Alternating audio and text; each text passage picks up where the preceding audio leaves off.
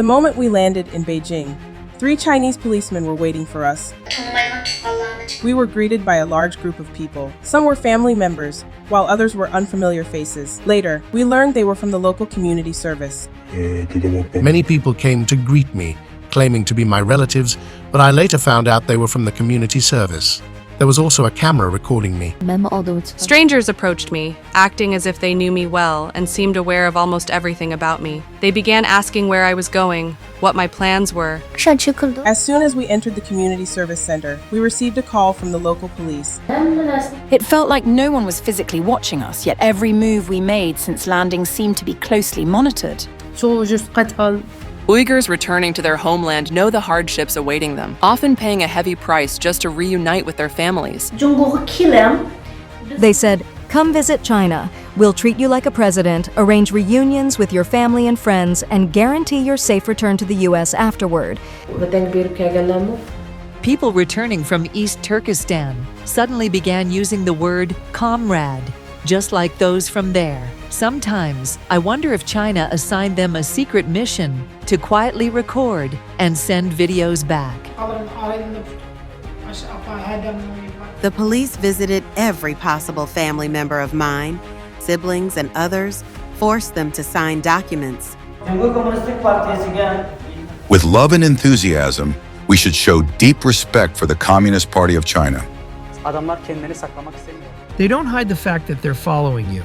They want you to know, hey, look, I'm watching you. Be careful with what you're doing here. It sounds like a joke, but at the end, when we went back to the train station, it was 6 cars following us. A policeman closely followed me all the way from the train station in Kashgar to Urumqi. The Han Chinese lifestyle is now deeply ingrained in our cultural identity, daily routines, and every possible aspect of our existence. I believe the Chinese government has succeeded in achieving 90% of its goal, if that goal was to assimilate or erase our existence. My experience of being forcibly married involved a Chinese policeman from the mainland. Everyone in the mainland is under surveillance by a Chinese policeman. If nothing changes very, very soon, the new generation will forget they are Uyghur. They will forget to speak their native language, their culture. They will just be Chinese. Journey to the West.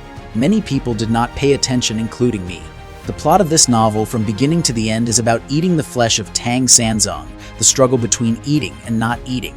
After exploring writings from Laozi and Confucius to Mao's more contemporary works, they will gradually uncover a different, hidden dimension of the Chinese culture, thinking, this isn't what I expected. Like in 2000, for example, 17 and 18, there's strong interest in the Uyghur diaspora. If the Chinese government really has nothing to hide about the way it is pursuing policies across the Uyghur region, everyone should be able to go and see their family members.